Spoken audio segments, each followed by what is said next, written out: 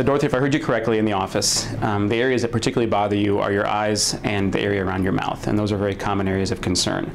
But when we're evaluating the face, what we really want to know is, are the signs of aging uniform throughout the face, or are there certain areas that show more signs of aging than others? If the signs of aging are uniform, then we want to apply a fairly uniform treatment so we maintain the harmony.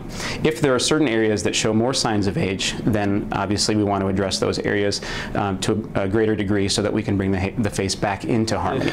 The concept of a facelift, I think some people misunderstand what a facelift is really all about. It's really not an operation where you take the skin and you pull it as tight as you can. Again, to use your comparison, the Joan Rivers look. In my opinion, and in my hands, a facelift is really a deeper operation. And the way I visualize it is, the idea is to reshape the face. In other words, when we're youthful, our faces have, particularly a woman's face, has a heart shape, meaning most of the volume is up high on the cheeks, and then it tapers to a nice point at the chin. As we get older, our faces become more rectangular because the volume that's high in the cheeks drops down into the jowl area, and these lines become less divergent and they become more parallel. And so, in my mind, again, the objective of the facelift is to restore the youthful shape of the face by elevating these tissues that have fallen back up onto the cheeks where they belong, to recreate that heart-shaped look to the face, and then also, once that's completed, then just to redrape the skin over that new contour. And I love that term redrape because it reminds me it's not about just pulling the skin as tight as it can. Number one, it gives you an unnatural look. Number two, it's not likely to last because the skin has already failed you once, the skin will fail you again. So we want the longevity of our procedure to be dependent on not the skin, but on the deeper tissues which have more integrity and are much stronger.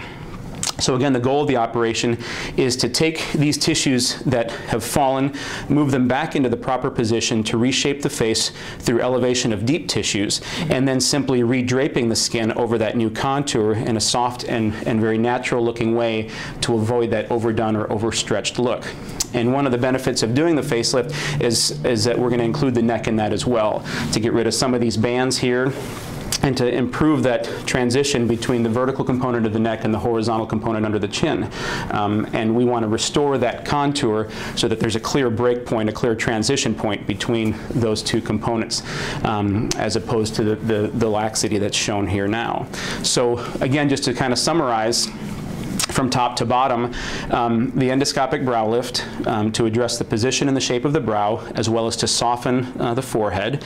The upper and lower eyelids to improve the excess skin in the lid on the top side, and then to improve that junction between the lid and the cheek on the bottom side.